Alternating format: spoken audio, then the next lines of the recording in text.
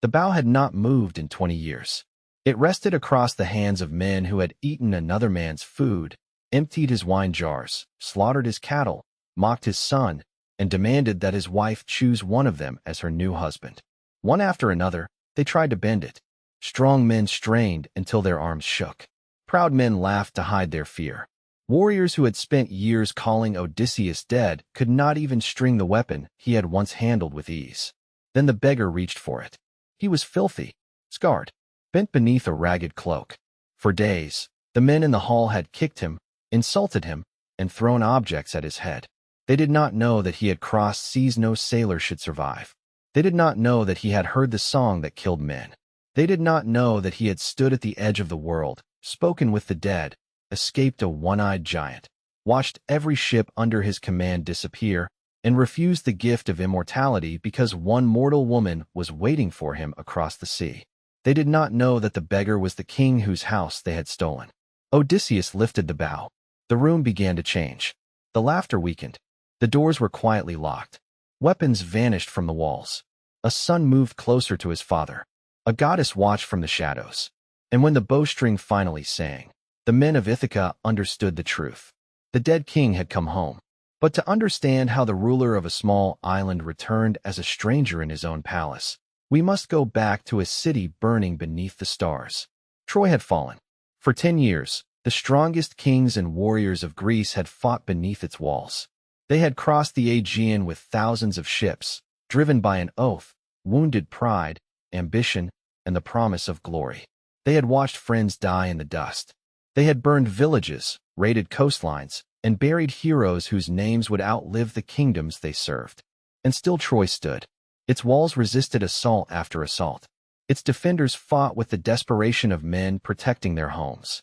The greatest warrior of the Greeks, Achilles, killed Troy's champion Hector, but Achilles himself did not live to see the city fall.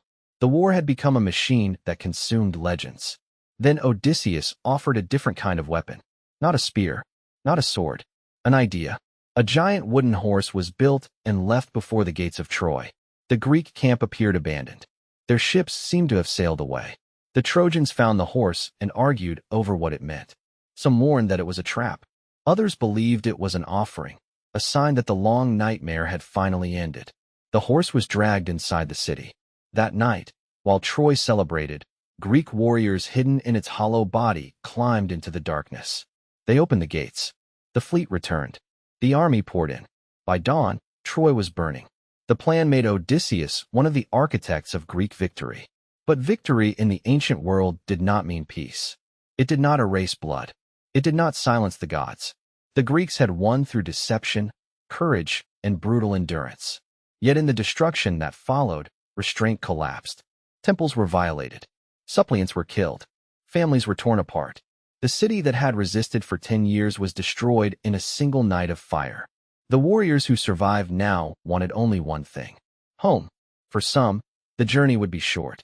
For others, the war had followed them onto the sea. Odysseus was king of Ithaca, a rugged island kingdom on the western edge of the Greek world. He was not the richest ruler at Troy, nor the strongest fighter. His greatest weapon was his mind. He could speak like a diplomat, lie like a thief, plan like a general, and endure like a man who understood that survival often demanded more than courage. Before the war, he had been a husband and a new father. His wife was Penelope, famous not merely for beauty, but for intelligence. Their son, Telemachus, had been an infant when the Greek kings called Odysseus to war. According to later traditions, Odysseus had tried to avoid the expedition. He pretended to be insane, plowing a field in a strange and useless pattern. But the deception failed when the infant Telemachus was placed in the path of the plow. Odysseus turned aside rather than harm his son, revealing that his madness was an act. He left Ithaca, knowing the war might take him away for years. He could not have known that his son would become a man before seeing him again. When Troy fell, Odysseus gathered his fleet. 12 ships carried the men of Ithaca away from the blackened coast. Behind them lay 10 years of death. Ahead lay the familiar sea routes that should have brought them home. The journey from Troy to Ithaca was not meant to become the greatest voyage in mythology. It was meant to be the final passage of exhausted soldiers. But the Odyssey is not a story about distance. It is a story about delay. Every island offers rest and hides danger. Every victory creates a new enemy. Every escape demands a price. And the greatest threat is not always the monster waiting in the dark. Sometimes it is hunger. Sometimes pride. Sometimes curiosity. Sometimes the simple human weakness of men who have survived too much and believe they can survive anything. The first disaster came quickly. Odysseus and his fleet reached Ismarus, a city of the Sicyones, allies of Troy. The Greeks attacked. They killed the men they found, seized wealth, and took captives. It was a familiar act of war, almost an extension of the destruction they had left behind. Odysseus understood that they had to leave at once. He ordered his men back to the ships. They refused. After 10 years of discipline, hunger, and fear, they wanted to celebrate. They slaughtered animals, drank stolen wine, and divided the spoils. The beach became a place of careless triumph. But the Sicyones were not finished. Survivors fled inland and called for help. Reinforcements arrived, warriors skilled in fighting from chariots and on foot. At dawn, they struck the Greeks near the ships. The battle lasted through the day. Odysseus and his men fought to reach the sea, but every ship lost 6 warriors before it escaped. 72 men were gone almost before the voyage had truly begun. It was the first warning. Odysseus could command his men in battle, but he could not always command their appetites. And hunger, greed, and disobedience would follow them farther than any enemy fleet. The ships pushed out into open water. Storm winds rose. The coastline disappeared behind curtains of rain. For days, the fleet struggled against the sea, driven away from the route home. At last, they reached the land of the Lotus Eaters. There were no walls, no army waiting on the shore, no monster roaring from a cave. The danger appeared gentle. Odysseus sent a small group to learn who lived there. The inhabitants offered them lotus, a plant that brought forgetfulness and ease. Those who ate it did not die. They did not scream. They simply stopped wanting to leave. They forgot Ithaca. They forgot wives, parents, children, fields, houses, and names carved into memory by years of longing. For men exhausted by war, forgetting may have felt like mercy. Odysseus found them unwilling to return. He dragged them back to the ships by force, tied them beneath the benches, and ordered the fleet to sail immediately. This was not the last time the journey would offer him a life without pain. Again and again, Odysseus would be given a chance to stop, to forget, to surrender the burden of being the man who must return. And each time, he would choose the road home. The next coast seemed rich and peaceful. Goats moved across an island near a larger land where smoke rose in the distance. Odysseus left most of the fleet behind and crossed with one ship to investigate. He took 12 men with him. They climbed toward a vast cave. Inside they found baskets of cheese, pens crowded with lambs and young goats, and bowls used for milking. The men urged Odysseus to steal what they could and return to the ship. It was the sensible choice. Odysseus refused. He wanted to meet the cave's owner. In the Greek world, a stranger could hope for hospitality. A host was expected to offer food, shelter, and protection before asking a guest's name. This sacred custom, often called xenia, was guarded by Zeus himself. But beyond the familiar boundaries of the Greek world, Odysseus was about to meet a creature who recognized no such law. The owner returned at evening. Polyphemus was a Cyclops, a giant with one eye set in the center of his forehead. He carried a load of wood that crashed against the ground when he dropped it. He drove his flock into the cave and rolled a stone across the entrance. The stone was so enormous that the men inside could never move it. Only then did Polyphemus see the strangers. Odysseus spoke carefully. He said they were Greeks returning from Troy. He asked for the protection owed to guests and warned that Zeus watched over travelers. The Cyclops was not impressed. He declared that his kind cared nothing for Zeus. Then he reached down, seized 2 men, smashed them against the ground, and ate them. There was no battle, no chance to defend them. The survivors watched as their companions disappeared into the giant's hunger. Odysseus reached for his sword. He could have killed Polyphemus while the Cyclops slept, but the stone still blocked the cave. If the giant died, no one could move it. So Odysseus waited through the night beside the remains of his men. At dawn, Polyphemus ate 2 more. Then he drove his flock outside and sealed the cave. Again, The prisoners were trapped in darkness. Odysseus now faced the kind of problem that defined him. Strength could not save them. Rage could not save them. Even killing the enemy would only transform the cave into a tomb. He began to plan. Inside the cave lay a massive piece of olive wood. Odysseus and his men cut it, sharpened one end, hardened it in the fire, and hid it beneath refuse. When Polyphemus returned, he ate 2 more men. Then Odysseus offered him wine. It was powerful wine taken from Ismarus, so strong that it was normally mixed with many parts water. The Cyclops drank it undiluted. He demanded more. Polyphemus asked Odysseus his name. The answer became one of the most famous lies in human storytelling. Odysseus said his name was Nobody. The Cyclops laughed and promised a gift. He would eat Nobody last. Then he collapsed into drunken sleep. Odysseus and 4 men lifted the sharpened stake. They heated its point in the coals until it glowed. Then they drove it into the Cyclops' single eye. Polyphemus woke with a scream that shook the cave. He tore the stake free. Blood and burned flesh poured down his face. Other Cyclopes heard him and gathered outside, asking who was attacking him. Polyphemus roared that nobody was killing him. The others told him that if no one had harmed him, then his suffering must come from the gods. They left him alone. The lie had worked, but the stone still blocked the entrance. At dawn, Polyphemus rolled it aside and sat in the doorway. Blind but suspicious, he felt the back of every animal as it passed, expecting the men to ride out on top of the flock. Odysseus had already prepared for this. He tied rams together in groups of 3. Beneath the middle animal of each group, he secured one of his men. Odysseus himself clung beneath the largest ram. The animals moved toward the light. Polyphemus felt their backs. His hands passed over the wool above the hidden men. One by one, the survivors escaped. Odysseus was the last to reach the open air. The great ram carried him beneath its belly while the blind Cyclops spoke sadly to the animal, wondering why it moved more slowly than usual. The moment is strangely quiet.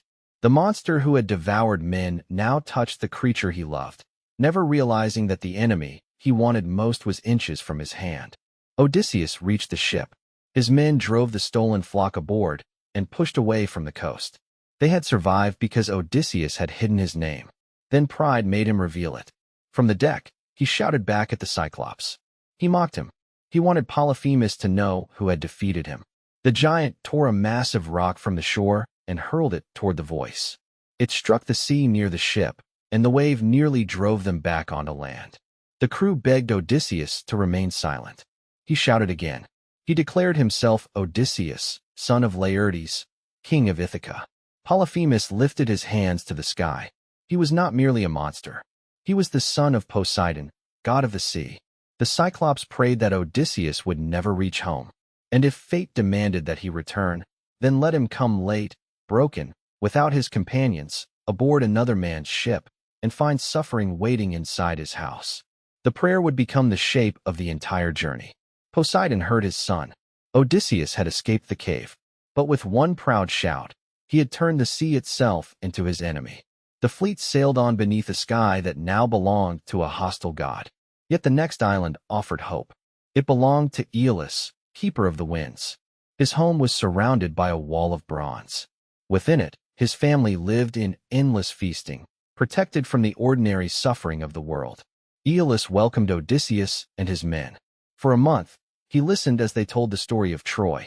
When the time came for them to leave, the Lord of Winds gave Odysseus an extraordinary gift.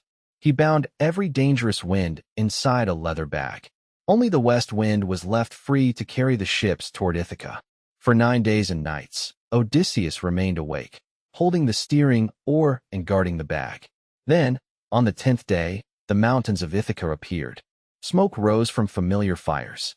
The shoreline was so close that men on land tending their fires could be seen. After 10 years of war and weeks of disaster, Odysseus was almost home. Exhaustion finally defeated him. He fell asleep. His men looked at the bag. They had watched Aeolus give it to their king in private. They saw Odysseus guarding it day and night. They convinced themselves that it contained treasure, gold, and silver secretly kept from the crew. They opened it. The winds exploded into the sky. The sea turned black. The ships were seized and hurled backward. Ithaca vanished beyond the storm. When Odysseus woke, he considered throwing himself into the water. The cruelty of the moment was almost impossible to endure. He had seen home. He had been close enough to recognize its fires. Now the same men he was trying to save had destroyed their return because they did not trust him. He chose to live. The storm drove them all the way back to Aeolus. Odysseus entered the bronze-walled home again and begged for help. But Aeolus was horrified. A man rejected so violently by the winds, he believed, must be hated by the gods. He ordered Odysseus to leave. The fleet returned to the open sea with no divine wind to guide it. For 6 days, the men rowed. Their arms burned. Their mouths dried. No breeze filled the sails. On the 7th day, they reached a narrow harbor surrounded by cliffs. The entrance was tight, but inside the water lay calm. 11 ships entered and anchored close together. Odysseus, more cautious than the others, kept his own vessel outside the harbor mouth. Scouts climbed inland.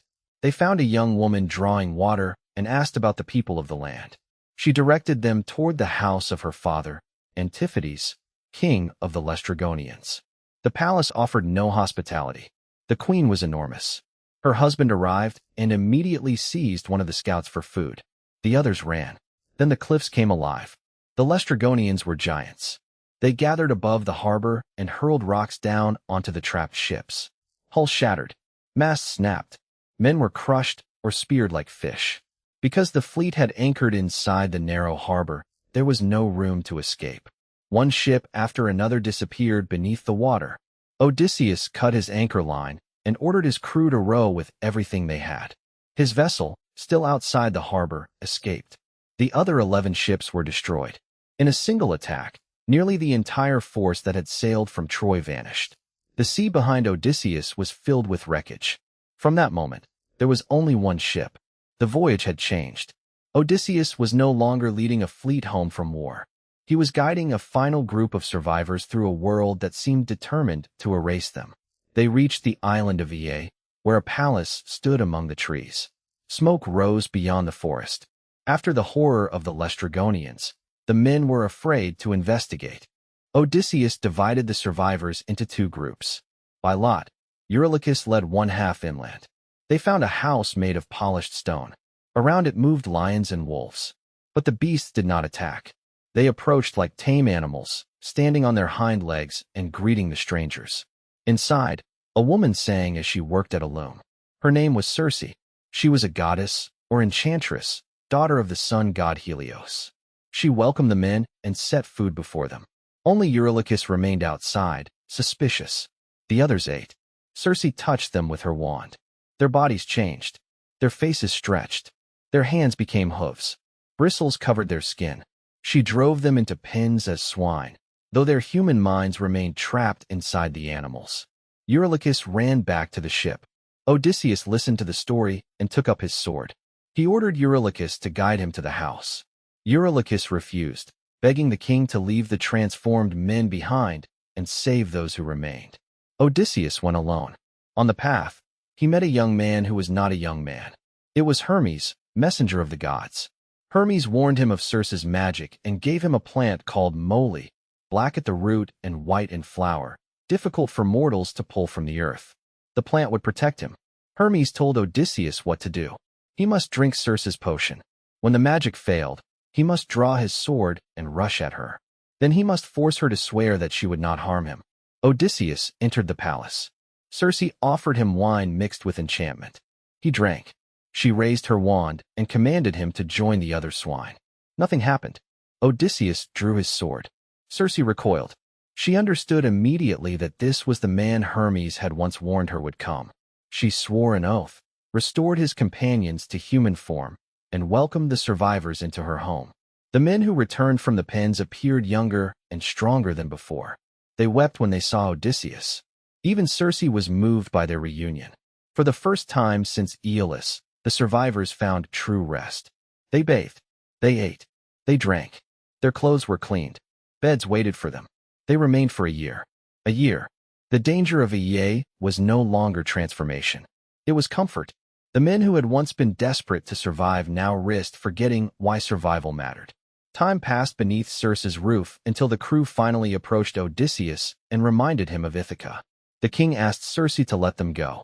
She agreed, but she told him that the road home led somewhere no living sailor would willingly travel. Before Odysseus could return to Ithaca, he had to enter the land of the dead. He must seek the spirit of Tiresias, the blind prophet of Thebes, and ask what fate waited ahead. The command filled the men with despair. They had escaped cannibals, giants, storms, and magic. Now they were being told to sail beyond the edge of the known world and speak with ghosts. Before they departed, another death came quietly. Elpenor, the youngest of the crew, had fallen asleep on the roof of Circe's house after drinking too much wine. Startled awake, he forgot the ladder, stepped from the edge, and broke his neck. No monster killed him.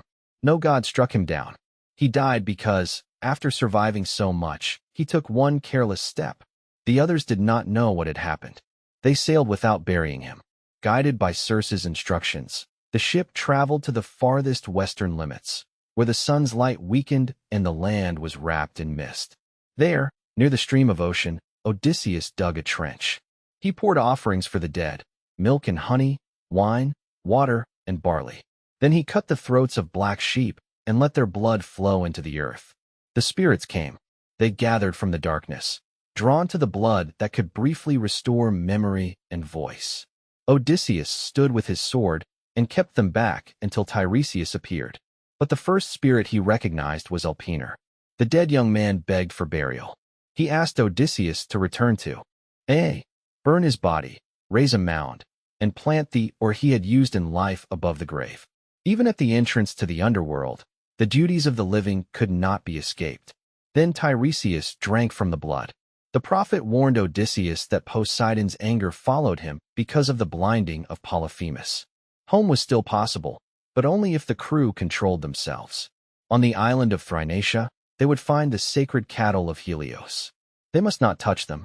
If they did, the ship and every companion would be destroyed. Odysseus might still reach Ithaca, but he would arrive late and alone, finding his palace filled with men consuming his wealth and competing for his wife. Even after reclaiming his home, Tiresias said Odysseus would have another journey to make. He would carry inland until he reached people who knew nothing of the sea, people who would mistake the ore for a tool used to separate grain. There he must offer sacrifice to Poseidon. Only then could he hope for peace and a gentle death in old age. The prophecy did not offer escape from suffering. It offered a path through it. After Tiresias, another spirit approached. Odysseus recognized his mother, Anticlea. She had been alive when he sailed to Troy. Now she stood among the dead. Odysseus had not known. She told him that Penelope still waited in grief. Telemachus had grown. Laertes, Odysseus's father, lived in sorrow on a farm outside the city, sleeping in ashes and wearing poor clothes. And Anticlea herself had not died from disease or violence. Longing for her absent son had taken her life. Odysseus reached for her. His arms passed through shadow. He tried again. Again, there was nothing to hold. This may be the most painful limit in the Odyssey. Odysseus can outwit monsters. He can survive storms. He can deceive kings and challenge gods. But he cannot reverse time. He cannot return to the moment before his mother died, believing she might never see him again. The underworld showed him heroes from the war as well. Agamemnon, commander of the Greek forces at Troy, had returned home only to be murdered. His wife Clytemnestra and her lover Aegisthus had plotted against him. The great king who survived 10 years of war died at a feast in his own house. Agamemnon's story became a warning. A homecoming could be more dangerous than the voyage. Odysseus asked about his son Orestes, who would later avenge the murder. He listened as Agamemnon praised Penelope by contrast, yet warned him not to reveal everything when he returned. Trust had become a weapon with two edges. Then Odysseus met Achilles. At Troy, Achilles had chosen a short life of glory over a long life without fame. Among the living, his name was unmatched. Songs already celebrated him. Odysseus praised his greatness among the dead. Achilles answered with a terrible truth. He would rather be alive as the servant of a poor man than rule over all the dead. The warrior who had sacrificed life for immortal fame now stood in darkness and preferred even the humblest breath. The Odyssey is often remembered for monsters, but here its deepest argument becomes clear. Life matters. Not perfect life. Not painless life. Not life untouched by humiliation, age, or loss. Simply life. Odysseus also saw Ajax, still angry over the armor of Achilles. After Achilles died, the Greeks awarded his weapons to Odysseus rather than Ajax. Humiliated, Ajax had taken his own life. Odysseus tried to speak with him, but Ajax turned away in silence. Some wounds survived death. Farther in the darkness, Odysseus saw punishments that would become symbols for thousands of years. Tantalus stood in water beneath fruit-laden branches. When he bent to drink, the water withdrew. When he reached for fruit, the branches rose beyond his grasp. Sisyphus pushed a massive stone uphill. Each time he neared the top, it rolled back down, forcing him to begin again. Odysseus had entered the underworld seeking instructions. He left carrying the weight of every life he could not save. Before the spirits overwhelmed him, he returned to the ship. The crew rowed away from the land of mist and traveled back to Circe's island. There they found Elpenor's body. They burned him with his armor, raised a burial mound, and planted his or above it. Only after honoring the dead could they continue. Circe now explained the dangers ahead. First came the Sirens. Their voices promised knowledge. Every sailor who heard them wanted to move closer. None returned. Beyond them waited a narrow passage. On one side was Charybdis, a force that swallowed the sea itself.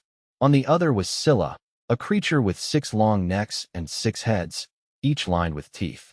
There was no safe route. Odysseus would have to choose the disaster that killed fewer men. Then, if they survived, they would reach the island of Helios and the cattle that Tiresias had forbidden them to touch. The worst trials of the journey still waited ahead. And now Odysseus knew exactly what they would cost. The ship left Aeae for the final time. Ahead lay the Sirens. Circe had not described them as beautiful women rising from the water. In the oldest tradition, they were beings associated with death, often imagined with the bodies of birds and the faces of women. Their power did not come from appearance. It came from the voice. They did not merely sing of pleasure. They promised understanding. They claimed to know what had happened at Troy. They knew the suffering of Greeks and Trojans. They knew the secrets of the world. To a man like Odysseus, whose greatest hunger was not food or wealth but knowledge, the temptation was perfectly chosen. He told his crew what Circe had commanded. They softened beeswax in their hands and pressed it into their ears. Odysseus ordered them to tie him upright against the mast. The knots had to be strong. If he begged to be released, they were to bind him tighter. The sea became strangely calm as the island approached. No wind moved the sail. The men rowed in silence, unable to hear even the splash of their own oars. Then Odysseus heard the song. The Sirens called him by name. They praised him as the glory of the Greeks. They promised that no man sailed away from them without becoming wiser. They offered the one treasure Odysseus could never resist, the whole story. He struggled against the ropes. He shouted at his crew to free him. The men could not hear. They saw his face, saw the command in his eyes, and obeyed the order he had given before temptation changed him. 2 of them stood and wrapped more rope around his body. The song grew louder. On the shore lay the bones of sailors who had believed they could listen and remain in control. Odysseus pulled until the ropes cut his skin. The ship moved past. The voices weakened. Only when the island disappeared did the crew remove the wax and untie their king. Odysseus had gained what he wanted. He had heard the forbidden song and survived. But survival had required him to understand something about himself. There are moments when intelligence is not enough. A man must build restraints while he is still capable of choosing them. The sea ahead narrowed. The cliffs rose on both sides.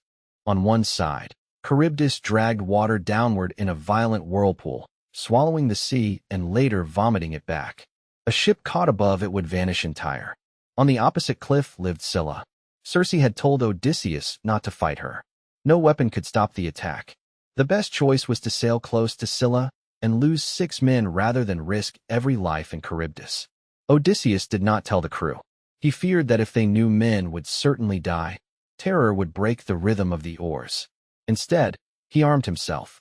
Even after Circe's warning, he stood on deck searching the rocks, hoping he might strike at the monster and change the price. He could not.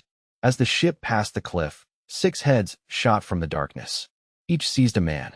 Odysseus saw their arms reaching toward him. He heard them call his name as they were lifted from the deck. They were alive when Scylla carried them away. Odysseus would later remember this as the most terrible sight of the entire voyage. Not because more men died there than elsewhere, but because he had known it would happen.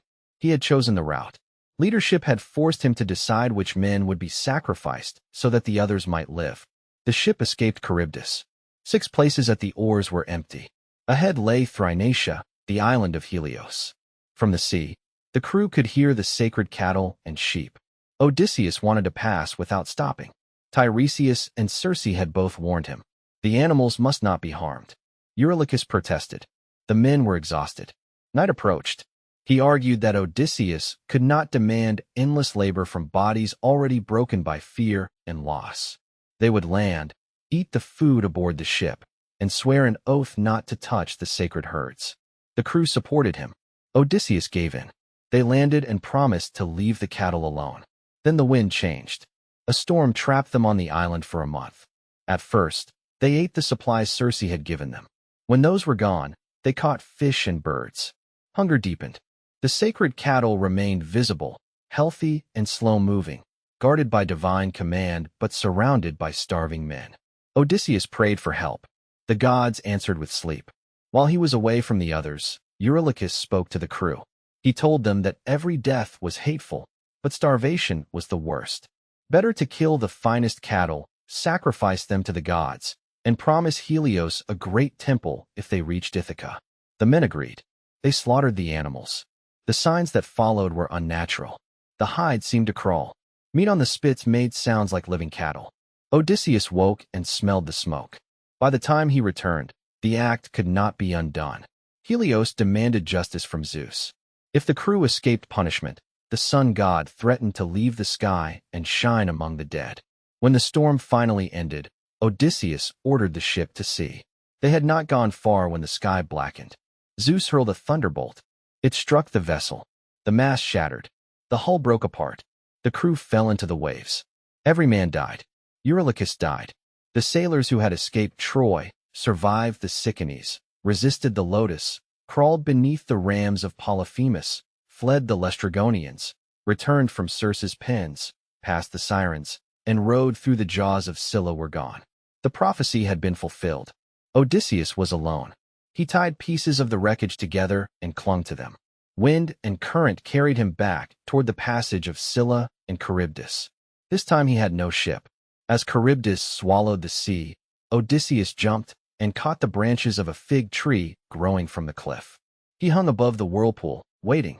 Below him, his makeshift raft disappeared into the spinning water. He had no way to climb safely. He could only hold on. At last, Charybdis threw the wreckage back. Odysseus dropped, landed on the timbers, and paddled away with his hands. Scylla did not strike again. For 9 days, the sea carried him. On the 10th, he reached Ogygia, the island of Calypso. Calypso found him broken and alone. She gave him shelter. She loved him. Her island was beautiful, hidden from war and aging. Birds nested in the trees. Water flowed through green meadows. Vines climbed around her cave.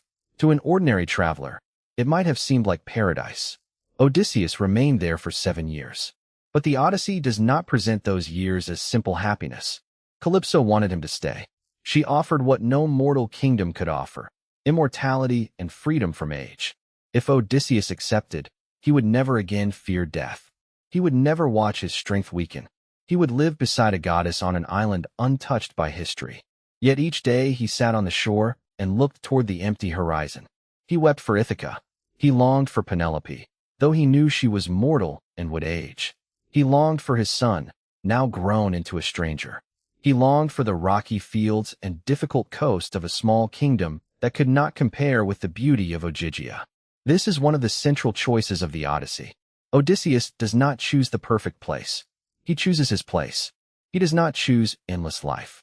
He chooses the life that belongs to him, with all its limits.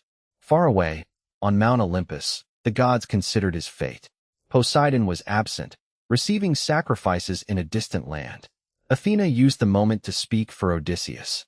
She reminded Zeus that a just king was trapped and forgotten while violent men destroyed his household. Zeus agreed that the time had come. Hermes flew to Ogygia and ordered Calypso to release Odysseus. The goddess was furious at the double standard of the gods. Male gods took mortal women without punishment, yet goddesses were condemned when they loved mortal men. Still, she could not refuse Zeus. Calypso found Odysseus on the shore. She told him he could leave. He did not immediately trust her. Odysseus had survived too many traps. He demanded an oath that she was not planning his death. Calypso swore it. She gave him tools. Odysseus cut trees, shaped beams, drilled holes, bound timbers, and built a raft with his own hands. The king who had commanded 12 ships now constructed one fragile vessel from an island forest. Calypso supplied water, wine, food, and clothing. A favorable wind carried him away. For 17 days, he sailed by the stars. Then Poseidon returned. The sea god saw Odysseus approaching the land of the Phaeacians and understood that the other gods had acted during his absence. He raised a storm. The sky and sea disappeared into one another. Waves struck the raft from every direction. The timbers scattered. Odysseus clung to the wreckage.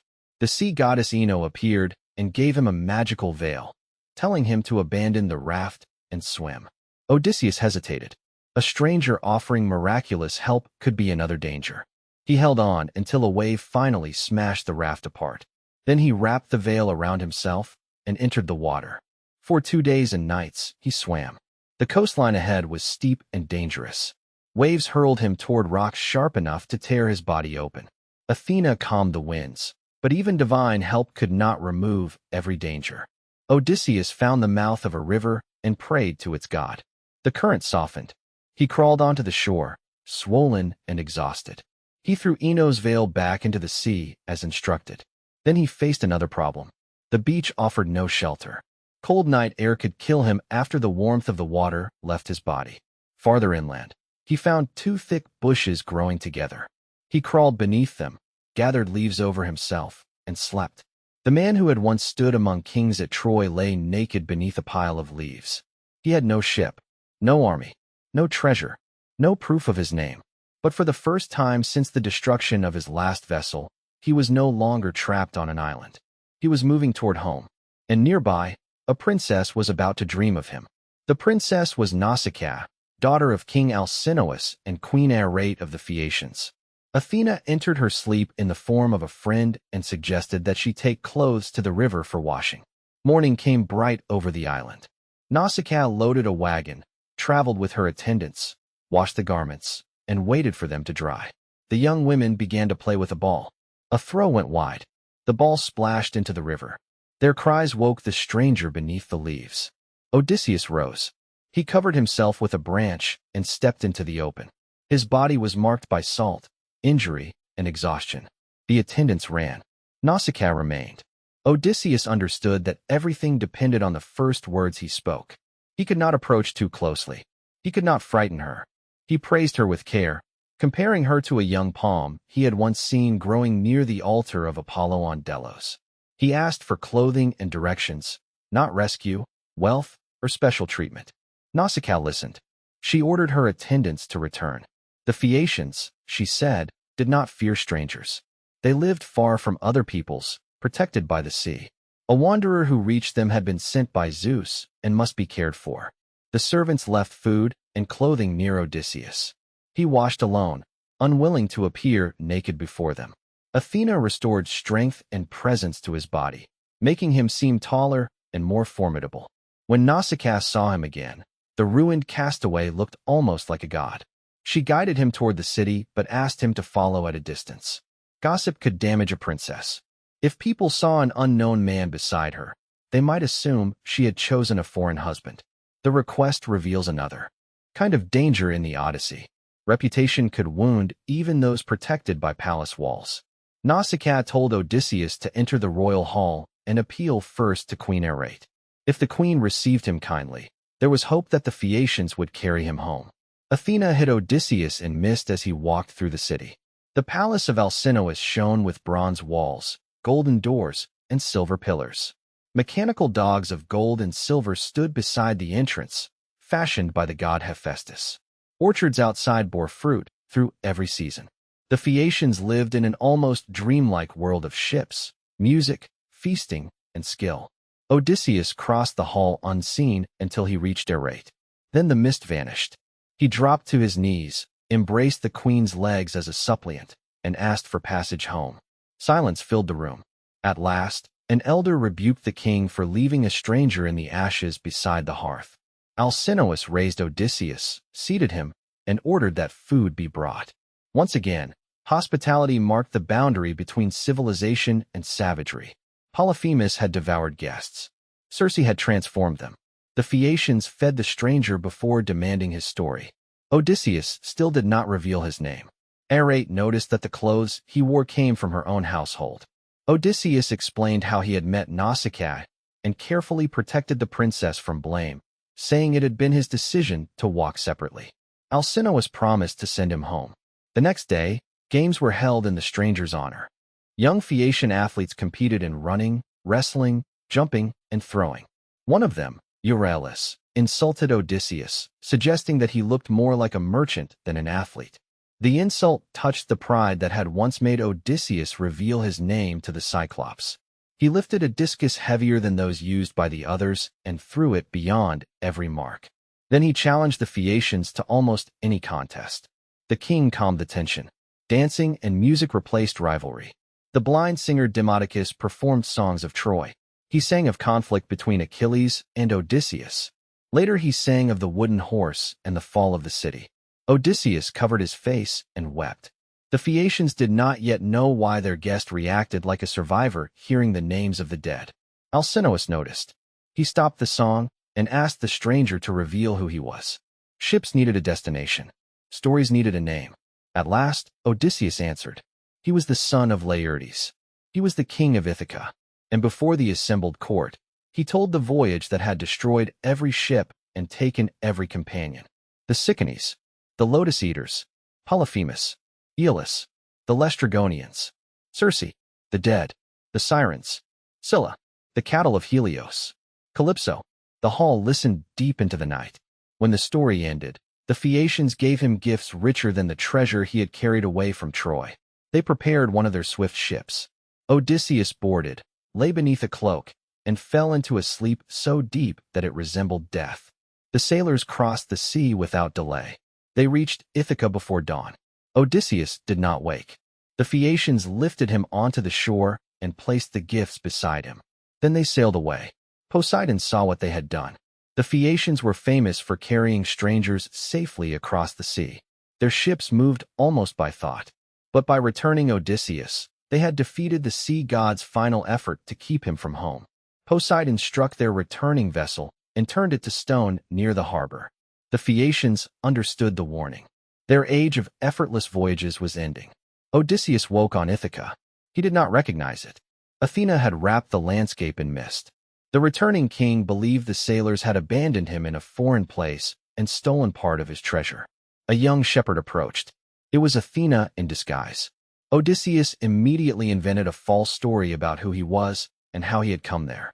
The goddess smiled.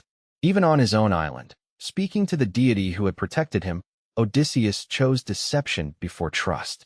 Athena revealed herself and praised the quality that made them alike. Both understood strategy. Both could hide intention behind words. She lifted the mist. Odysseus saw the harbor, the olive tree, the cave of the nymphs, and the mountains of Ithaca. He touched the earth. After 20 years, he was home. But home was occupied. While Odysseus fought storms and monsters, a different siege had been taking place inside his palace. For years, men from Ithaca and the surrounding islands had gathered around Penelope. They argued that Odysseus must be dead. A kingdom could not wait forever. Penelope had to choose a new husband, and the man she selected would gain not only a wife, but influence over the house and throne of Ithaca. They were called suitors. There were more than 100 of them. They did not court Penelope with patience or respect. They moved into Odysseus's home and consumed his wealth. Every day they slaughtered his cattle, goats, sheep, and pigs. They drank his wine. Servants were pressured, corrupted, or abused. The palace became a banquet hall for men waiting to inherit the property of someone they claimed was dead. Penelope resisted with intelligence. She announced that she would choose a husband after completing a burial shroud for Laertes, Odysseus's elderly father. To refuse the task would have been dishonorable. The suitors accepted. Each day, Penelope worked at the loom. Each night, by torchlight, she secretly unraveled what she had woven. For 3 years, the cloth never reached completion. The trick was eventually revealed by one of the serving women. The suitors became more aggressive. At the center of the crisis stood Telemachus. He had grown up in a house filled with men who mocked his authority. He remembered no father, only stories. Odysseus existed for him as a reputation too large to inhabit. He was expected to be the son of a legendary king, yet he had never been taught by that king how to rule. This is where the Odyssey begins its main action. Not with the Cyclops, not with the fall of Troy, with a son who does not know whether his father is alive. Athena came to Ithaca disguised as Mentes, an old guest friend of Odysseus. She entered the palace and found the suitors feasting while Telemachus sat among them, imagining what it would be like if his father suddenly appeared. The disguised goddess told him what he needed to hear. Odysseus might still be alive. Telemachus must call an assembly. He must order the suitors to leave. Then he must sail to Pylos and Sparta, seeking news from Nestor and Menelaus, heroes who had returned from Troy. For the first time, Telemachus acted publicly. He called the people of Ithaca together. It was the first formal assembly since Odysseus had sailed away. Telemachus accused the suitors of destroying his house. He demanded that they feast at their own expense. The suitors answered with contempt. Antinous, their most aggressive leader, blamed Penelope for deceiving them with the shroud. The debate changed nothing, but something had shifted. Telemachus had spoken as the son of the king. Athena helped him gather a ship and crew in secret. At night, he sailed away. The suitors did not know he had gone until morning. In Pylos, Telemachus found Nestor offering sacrifice to Poseidon beside the sea. The old king welcomed the strangers before knowing their names. Once again, proper hospitality revealed moral order. Nestor had no direct news of Odysseus. He described the chaos after Troy and the different paths taken by the Greek leaders. Some had returned quickly, some had wandered. Agamemnon had reached home and been murdered. But Nestor also told Telemachus about Orestes, the son who avenged his father. The comparison carried a dangerous message. A son could not remain a child forever while enemies occupied his house. Nestor sent Telemachus onward with his own son Pisistratus. They traveled by chariot to Sparta, where Menelaus and Helen lived in a palace filled with wealth brought back from years of wandering. Their arrival came during wedding celebrations. Menelaus saw the strangers waiting outside and rebuked a servant who hesitated to admit them. After everything the Greeks had suffered on foreign roads, no traveler should be left at the gate. Telemachus entered a world shaped by memory. Helen recognized him by his resemblance to Odysseus. Menelaus saw the likeness too. They spoke of the absent king and began to weep. Helen told how Odysseus had once entered Troy disguised as a beaten slave. Only she recognized him. He extracted information and killed Trojan guards before escaping. Menelaus told another story. Inside the wooden horse, Greek warriors had waited in silence while Helen walked around it, imitating the voices of their wives. Some nearly answered. Odysseus restrained them and saved the plan. Even in stories told by friends, Odysseus appeared as a man of concealment. Menelaus finally offered real news. During his own wandering, he had trapped Proteus, the shape-changing old man of the sea. Proteus revealed that Odysseus was alive on Calypso's island, unable to leave. For Telemachus, this was not proof of return, but it was proof that hope had not been foolish. Back in Ithaca, the suitors discovered that Telemachus had sailed without permission. They were alarmed. The uncertain boy was becoming a man. If he returned with news, allies, or confidence, he could threaten everything they wanted. Antinous prepared an ambush. A ship waited in the channel between Ithaca and the nearby islands. The plan was simple. Telemachus would never reach home. Penelope learned that her son had sailed and that men were waiting to kill him. For years, she had endured uncertainty about her husband. Now the same darkness threatened her child. She went upstairs and wept. Athena sent a dream in the form of Penelope's sister, promising that Telemachus would be protected. But the dream refused to answer the question Penelope most wanted to ask. Was Odysseus alive? At that very moment, he was sleeping on the soil of Ithaca. Father and son had both returned to the island. Neither yet knew how close the other was.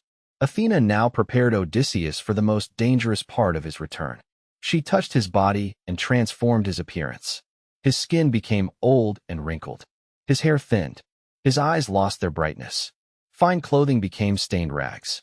She gave him a staff and a torn bag. The king vanished. In his place stood a beggar. This disguise was not only protection, it was a test. Odysseus had returned after 20 years with no certain knowledge of who remained loyal. A palace could be reclaimed by force, but a household could not be understood from a throne. As a beggar, he could enter unnoticed. He could hear what people said when they believed the king was dead. He could see who offered kindness to the powerless and who abused them. Athena told him to go first to Eumaeus, the swineherd. Eumaeus lived in a rough hut away from the palace. He had been born into royalty on a distant island, kidnapped as a child, sold, and brought to Ithaca. Odysseus's father had purchased him, and he became a trusted servant of the household. Now he guarded pigs while the suitors consumed the estate. When the disguised Odysseus approached, the dogs rushed at him. Eumaeus ran outside, drove them away, and welcomed the stranger. He did not know the beggar's name. He did not know the man could reward him. He offered food because a stranger had arrived hungry. Inside the hut, Eumaeus spoke bitterly of the suitors. They slaughtered animals without restraint. They believed Odysseus would never return. Yet the swineherd still called the absent king his master and mourned him like family. Odysseus listened to a servant defend him while he sat only a few feet away. The disguised king invented another history for himself. He claimed to be a Cretan who had fought at Troy and wandered through many lands. Within the lie, he placed a promise. Odysseus was alive and would soon return. Eumaeus did not believe it. Too many travelers had come to Ithaca with false news, hoping Penelope would reward them. Hope had become another way to exploit grief. Still, the swineherd treated the stranger with honor. Night came cold. Eumaeus gave Odysseus a thick cloak and went outside to sleep near the animals, protecting the herd from thieves. Odysseus watched him leave and understood that loyalty had survived in the poorest corner of his kingdom. Meanwhile, Athena appeared to Telemachus in Sparta. She ordered him to return at once and warned him of the ambush. Telemachus left before Menelaus could delay him with a long journey through friendly kingdoms. On the voyage home, he accepted a fugitive prophet named Theoclymenus, who had fled after killing a man. The act mirrored the hospitality that had protected travelers throughout the epic. Telemachus, once powerless inside his own house, was beginning to act like a host and leader. He avoided the suitors' ambush and landed secretly on Ithaca. Then he walked toward the hut of Eumaeus. The dogs recognized him and did not bark. Eumaeus saw the young man and dropped what he was holding. He kissed Telemachus's head, eyes, and hands, weeping like a father whose only son had returned from death. Odysseus watched from inside the disguise. He had imagined this meeting for years. His son was no longer the infant he had left behind. Telemachus stood before him as a grown man, carrying the tension of a household that had forced him to mature alone. Eumaeus left to tell Penelope that her son was safe. Athena appeared where only Odysseus could see her. She restored his true form. Telemachus looked at the stranger and saw an old beggar become a powerful man. He stepped back in fear, believing a god stood before him. Odysseus told him the truth. He was not a god. He was his father. Telemachus did not believe him. The refusal is important. For 20 years, Odysseus had existed as absence, rumor, song, and expectation. A man could not simply step into that empty space and claim it. Odysseus explained that Athena had changed his appearance. He spoke of his return on a Phaeacian ship. He promised that no other Odysseus would ever come. Then father and son embraced. They wept openly. The reunion did not erase the lost years. Odysseus had never watched Telemachus learn to walk, speak, hunt, sail, or rule. Telemachus had never known the sound of his father's advice or the safety of his presence. They could not recover the childhood that war had taken, but they could decide what happened next. Telemachus told his father how many suitors occupied the palace. Odysseus asked him to count them. The number was overwhelming.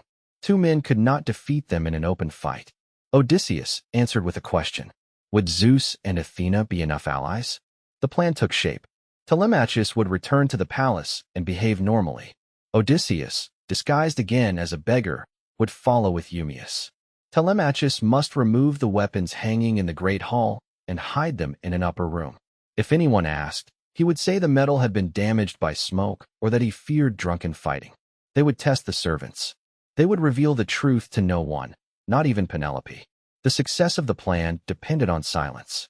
The greatest storyteller in Greek tradition had reached the point where one careless word could destroy everything. Eumaeus returned. Athena had already restored the beggar disguise, so the swineherd noticed nothing. The next day, Telemachus went to the palace.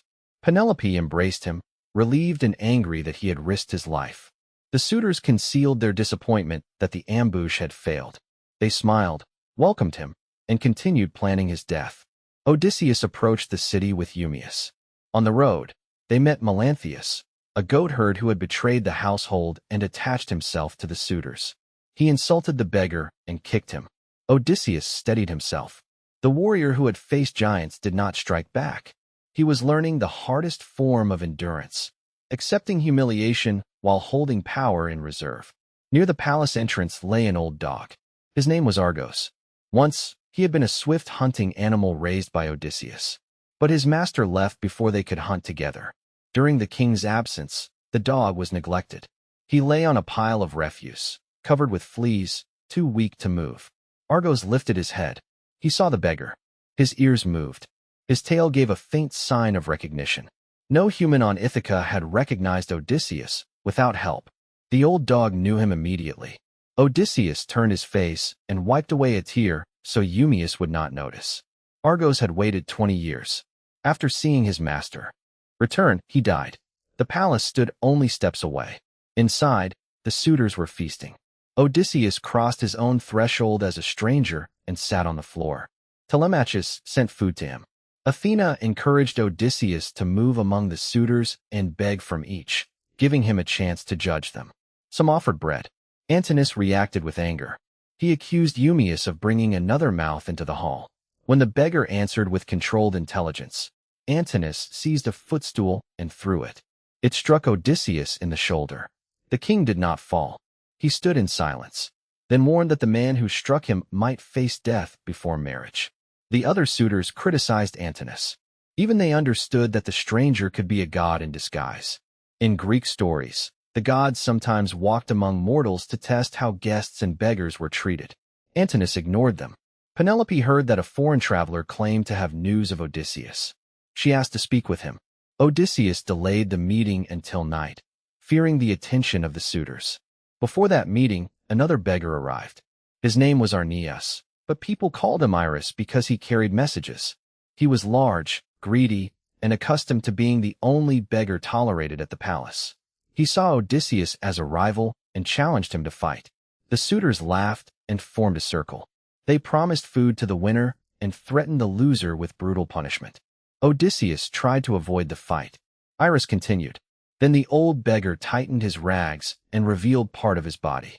The suitors saw the strength beneath the disguise and fell silent.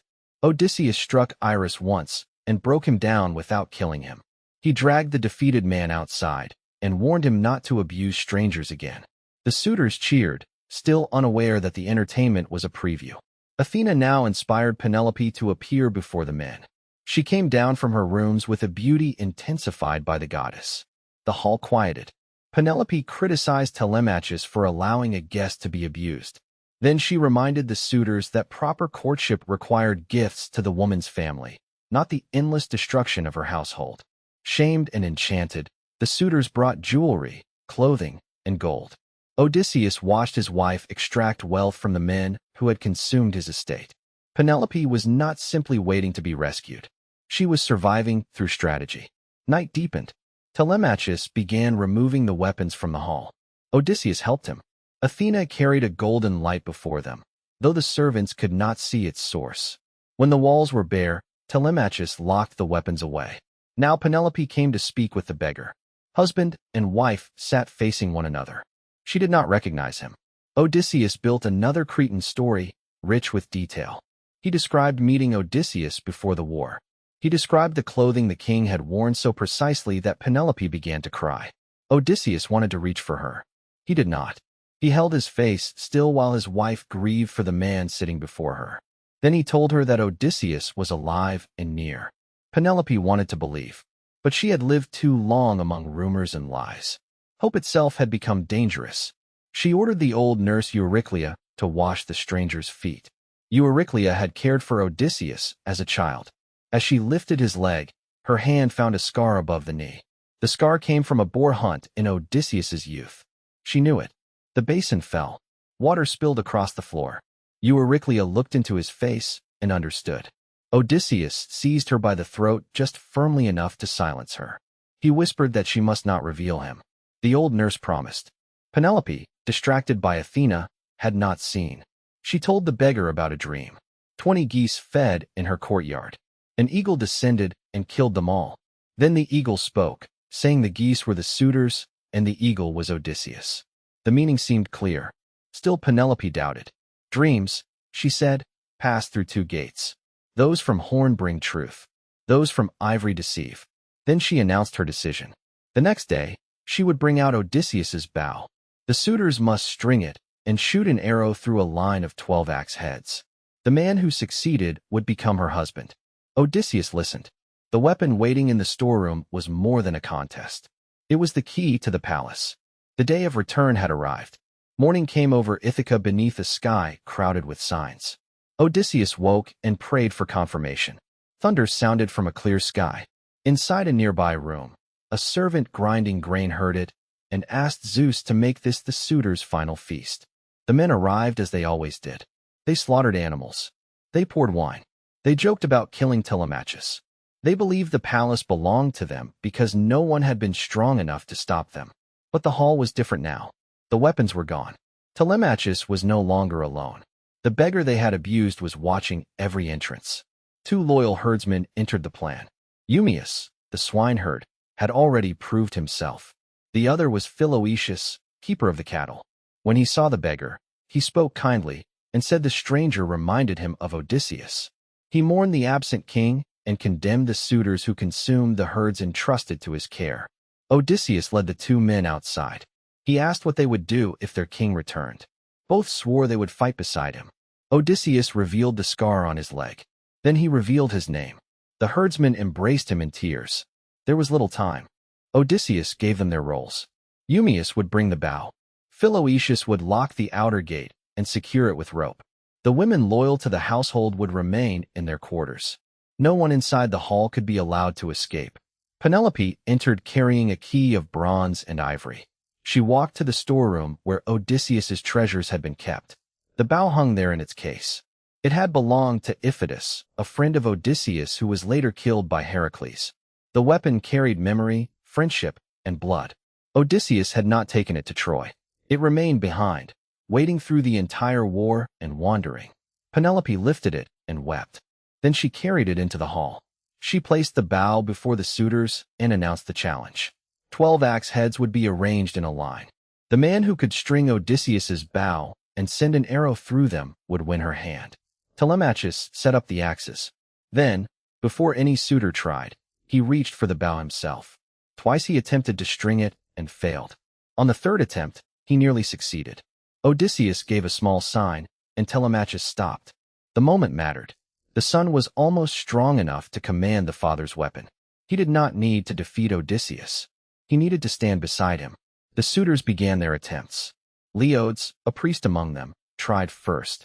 He could not bend the bow and declared that the weapon would bring pain and death to many men. He was right. Others heated and greased the bow, hoping to soften it. Strong men pulled until their hands hurt. The weapon did not yield. Antinous suggested postponing the contest. It was a feast day of Apollo, god of archery. They could sacrifice, drink, and try again tomorrow. Tomorrow would never come for them. Outside, Odysseus had already revealed himself to Eumaeus and Philoetius. The doors were being secured. The disguised king returned to the hall and asked for a chance to try the bow. The suitors erupted. They feared humiliation.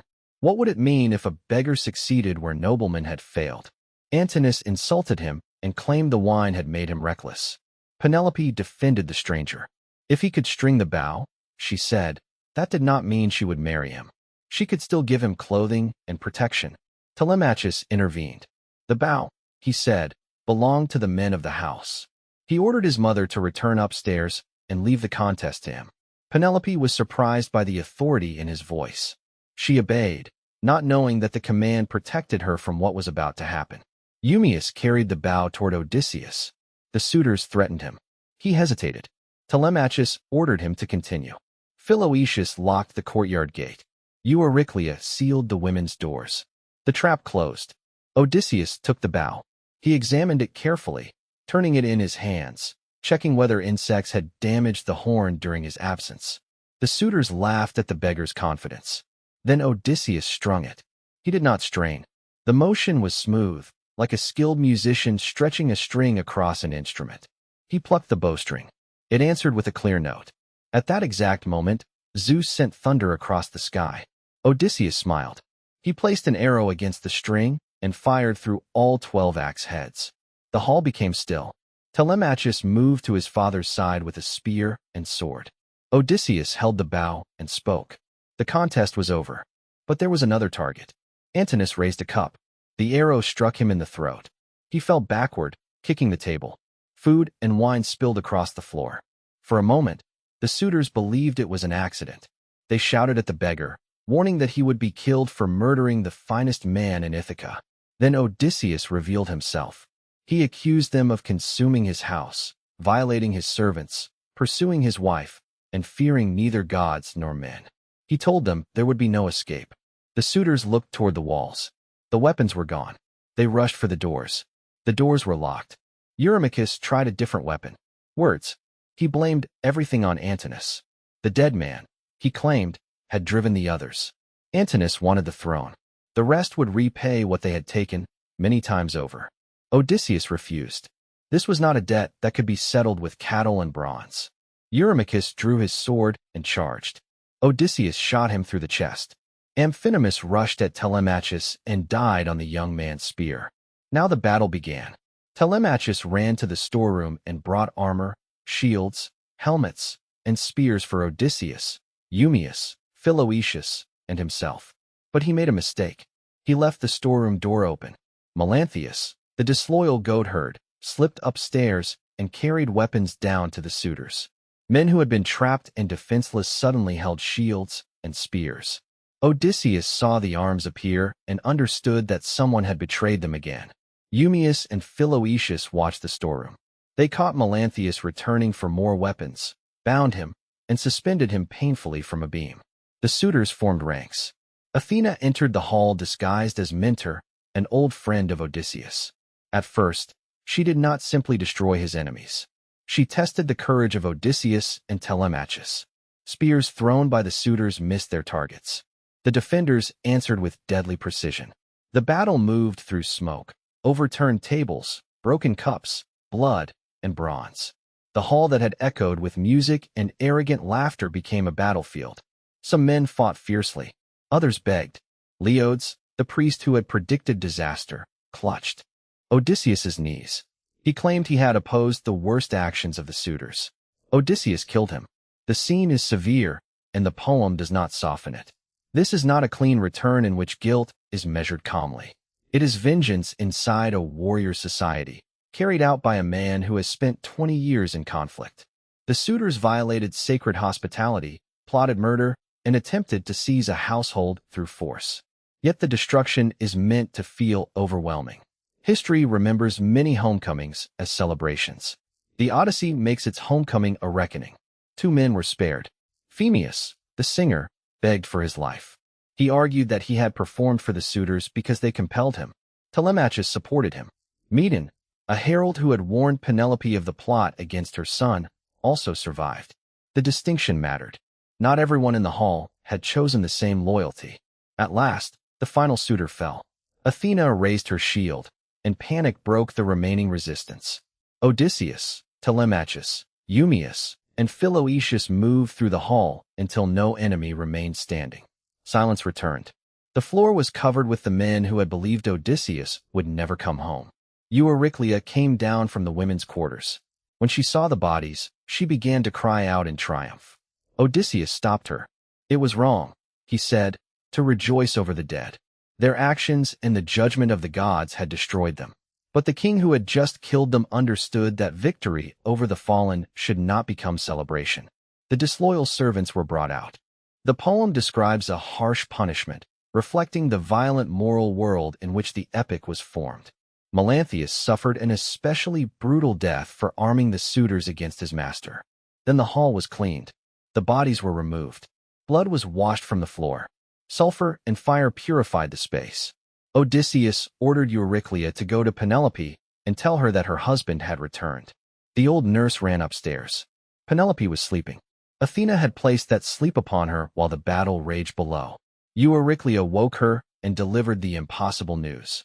Odysseus was home. The suitors were dead. Penelope did not believe her. She thought grief and old age had confused the nurse.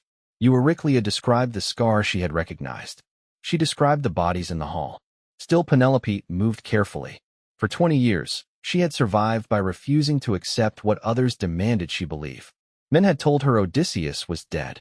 Travelers had told her he was near. Suitors had told her resistance was useless. Now even joy had to be tested. She descended to the hall. Odysseus sat near a pillar. He had been washed and dressed. Athena restored his appearance, making him seem stronger and younger.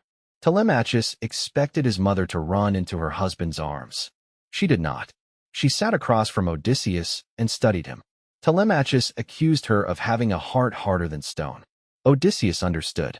He smiled and told his son to let her test him. But danger remained outside the palace. The families of the dead would soon learn what had happened. To delay the news, Odysseus ordered music and dancing. From the road, anyone listening might believe Penelope had finally chosen a husband and the palace was celebrating a wedding. Inside, Penelope prepared her final test. She told Euryclea to move the marriage bed out of the room and make it ready for the stranger. Odysseus reacted immediately. The bed could not be moved. He had built it himself around the living trunk of an olive tree. One post was rooted in the earth. He had shaped the room around it and decorated the bed with ivory, gold, and silver. Unless someone had cut through the trunk, no person could carry it away. Penelope began to weep. Only Odysseus knew the secret. The rooted bed was their sign. It was also the symbol of everything the journey had been trying to recover. The world had moved around them. Troy had fallen. Armies had vanished. Telemachus had grown. Their bodies had aged. Friends and parents had died. But at the center of the house stood something built into living earth. Penelope crossed the room and embraced him. Odysseus wept. The poem compares their relief to the joy of shipwrecked sailors who finally reach land. For Odysseus, Penelope was that shore. They spoke through the night. He told her of the voyage. She told him of the suitors and the years of delay. Each had survived through intelligence. Each had lived surrounded by pressure and uncertainty. Each had protected the possibility of reunion without knowing whether it would ever come. Yet the story was not over. The palace had been reclaimed. The kingdom still had to survive what happened inside it. While Odysseus and Penelope spoke, Hermes moved through the darkness outside. He carried the souls of the suitors toward the underworld. The men who had filled the palace with noise now followed in silence. Their spirits passed the streams and gates that separate the living from the dead, arriving where the heroes of Troy still remembered war. There, Agamemnon heard how they had died. The story transformed his understanding of homecoming. Agamemnon had returned from Troy to betrayal. His own wife helped murder him. Odysseus returned to a wife who resisted an army of suitors and tested the stranger before accepting him. Among the dead, Agamemnon praised Penelope. Her loyalty and intelligence, he said, would live in song. The contrast was not simply between a good woman and a bad one. It was between two houses. One collapsed through hidden murder. The other survived through patience, recognition, and a partnership between two people who understood deception but still demanded proof of truth. At dawn, Odysseus armed himself again. He could not remain in the palace.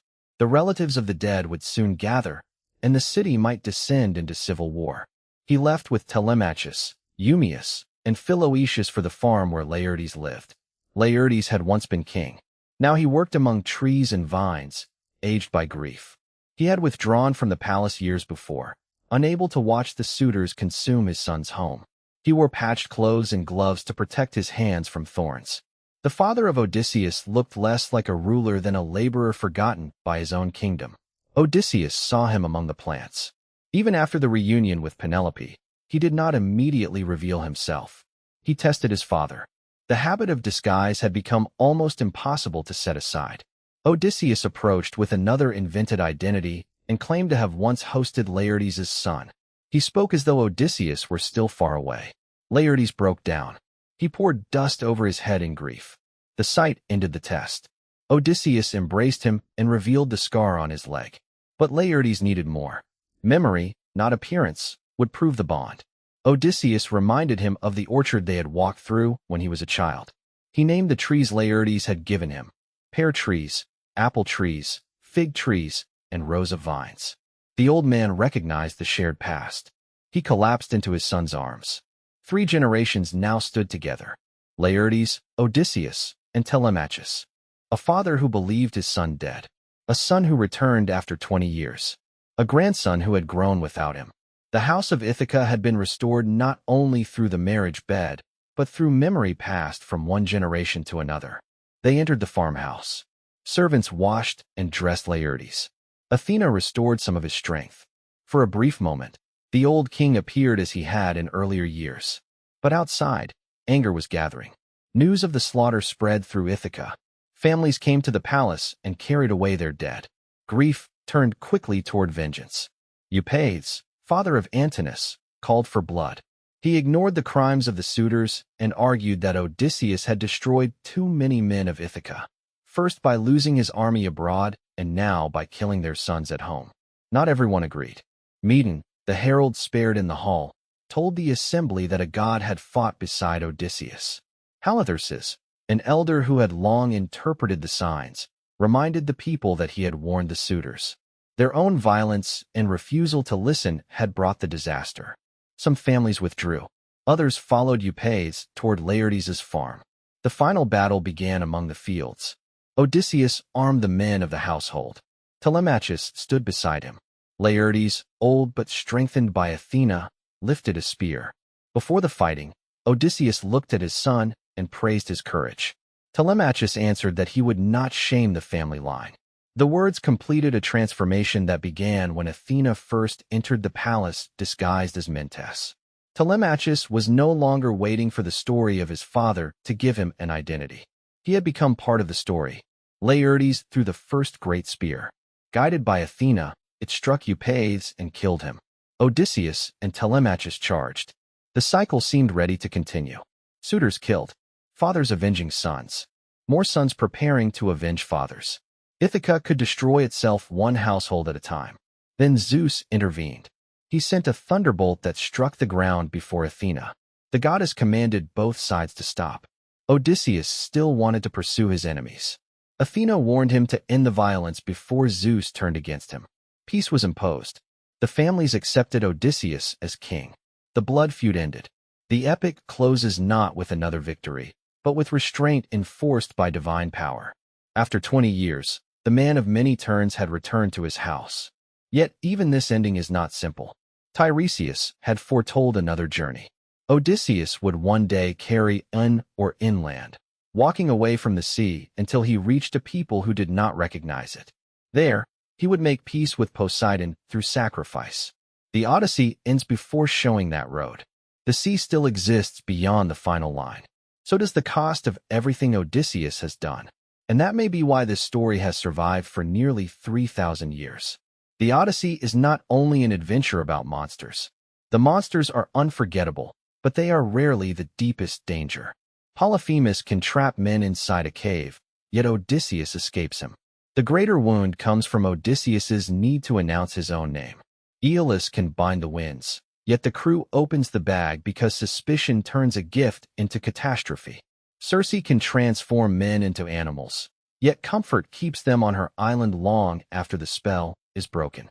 The Sirens promise knowledge, but Odysseus survives only because he admits that in the moment of temptation, he will not be able to trust himself. Scylla is a monster, but the true torment is the decision to sacrifice a few for the survival of many. Helios guards sacred cattle, but hunger and disobedience destroy the final crew. Calypso offers immortality, yet Odysseus learns that an endless life can still become a prison if it is not the life he chooses. And the suitors are human. That makes them different from every creature at sea. They know the laws of hospitality. They know whose house they occupy. They understand the danger they create. Their violence is not instinct. It is decision. Odysseus himself is no simple hero. He is brave, but he is also reckless. He is loyal to the idea of home, yet he lies constantly and leaves suffering behind him. He saves his men through intelligence, then endangers them through pride. He can be patient enough to endure insults in his own hall, yet merciless once the trap closes. He refuses immortality for Penelope, but his journey is filled with complicated relationships and moral contradictions that ancient audiences did not necessarily judge as modern audiences do. The poem does not ask us to admire every choice. It asks us to watch what those choices cost. The Greek word often attached to Odysseus describes a man of many turns. It can suggest wandering, versatility, complexity, and cunning. He turns through identities as easily as his ship turns through waves. Warrior, beggar, king, storyteller, husband, father, stranger, survivor. His greatest strength is adaptation. His greatest danger is that he can adapt so completely that truth becomes another disguise. That is why recognition matters so much. Argos recognizes him through loyalty. Euryclea recognizes him through the scar. The herdsmen recognize him through proof and trust. Laertes recognizes him through the trees of childhood. Penelope recognizes him through the bed rooted in the earth. Odysseus does not truly return when his body reaches Ithaca. He returns piece by piece, through the memories held by those who knew him before the war. Penelope's role is equally important. She does not cross seas, but she endures a journey measured in years of pressure. Her battlefield is the palace. Her weapons are delay, silence, weaving, performance, and doubt. The shroud allows her to control time. The bow contest forces the suitors to measure themselves against the absent king. The bed test protects her from accepting a stranger simply because everyone around her demands it. Odysseus survives because he questions appearances. Penelope survives for the same reason. Their reunion is powerful not because she believes him immediately, but because she does not. Telemachus follows another path. His journey to Pylos and Sparta is shorter than his father's wandering, but it gives the Odyssey a second homecoming story. He leaves as an uncertain son living beneath another man's legend. He returns capable of speaking in assembly, welcoming strangers, escaping an ambush, and fighting beside the father he barely remembers. The Odyssey is therefore a story of three people trying to preserve one house from different directions. Odysseus moves toward it. Penelope holds it. Telemachus grows into it. Around them stands a world shaped by hospitality. Again and again, strangers arrive at doors. The response reveals the character of the host. Nestor feeds Telemachus before questioning him. Menelaus remembers his own wandering and welcomes unknown travelers. Eumaeus shares what little he has with a beggar. The Phaeacians carry a shipwrecked stranger home. Polyphemus mocks the law and eats his guests. The suitors enter as guests and behave like conquerors. For the ancient audience, these were not decorative customs. Travel was dangerous. There were no modern hotels, passports, or organized systems of protection across the Mediterranean. A stranger depended on the sacred obligation between host and guest. To violate that bond threatened the order that made human life possible. The world of the poem is both familiar and impossible to locate with certainty. Ancient and modern readers have tried to place Odysseus's islands on real maps. Sicily has often been connected with the Cyclops. The Strait of Messina has been associated with Scylla and Charybdis. Other theories send the route across different parts of the Mediterranean and beyond. But the poem does not behave like a sailor's log. Its geography shifts between recognizable coastlines and the borders of myth. The farther Odysseus travels from Ithaca, the more unstable the world becomes. Giants replace kings. Enchantment replaces law. The living speak with the dead. Time disappears on hidden islands. The journey is geographical, but it is also moral. Ithaca represents limits, obligations, family, and identity. The strange islands test what remains of a man when those limits disappear. The epic itself emerged from oral tradition. Generations of singers shaped stories of Troy and its returning heroes before the Odyssey reached the form preserved in writing. It is traditionally attributed to Homer and is usually dated to the late 8th or early 7th century before the Common Era, though questions about its composition have continued for centuries. The world it remembers is older than the poem's final form. Bronze weapons, great palace centers, heroic kings, and memories of a war at Troy may echo the Mycenaean age, centuries earlier. Yet the social customs, political tensions, and storytelling techniques also reflect the later Greek world in which the epic was performed. The result is not a modern historical record. It is a cultural memory built from ruins, songs, inherited names, and human fears. That memory became one of the foundations of Western literature. Every story about a dangerous voyage home carries something of the Odyssey. Every hero who enters a strange world and returns transformed follows its wake. Every tale of temptation, shipwreck, disguise, recognition, and the long road back speaks in conversation with Odysseus. But its lasting power does not depend on influence alone. It survives because almost everyone understands the desire at its center. To return to a place that may no longer remember you. To discover whether the people you love have changed. To wonder whether suffering has made you unrecognizable. To fear that the home preserved in memory no longer exists. Odysseus reaches Ithaca, but arrival is not enough. He must learn who remained loyal. He must enter his own house without being known. He must face the consequences of absence. He must prove himself to his wife, his father, his servants, his son, and finally his kingdom. The road home is long because home is not only a location. It is a relationship. It is a memory shared by more than one person. It is something that can be occupied, damaged, defended, rebuilt, and tested. At the beginning of the story, Odysseus appears to have lost everything. His fleet is gone. His companions are dead. His mother has entered the underworld. His father lives in grief. His son grew up without him. His wife is surrounded. His palace is occupied. Even his face must be hidden. Yet the return becomes possible because not everything was destroyed. A swineherd still remembers kindness. A nurse still remembers a scar. A dog still remembers a scent. A father still remembers an orchard. A wife still remembers how a bed was built. The smallest memories outlast the greatest disasters. And so the Odyssey ends where its hero has been moving from the first moment. Not at the edge of the world. Not in the house of a goddess. Not among the dead. At home. The bow is silent again. The great hall has been washed. The sea lies beyond the mountains, still dark, still restless, still carrying the anger of gods and the possibility of new journeys. But inside the palace stands an olive tree that no storm could uproot. Around it, a man and a woman recognize each other at last. Odysseus crossed the world to reach Ithaca. The final distance was the space between being seen and being known. And perhaps that is the truth hidden beneath every monster, every shipwreck, and every lie in the Odyssey. The longest journey is not the road that carries us away. It is the road that brings us back as someone the people we love can still recognize.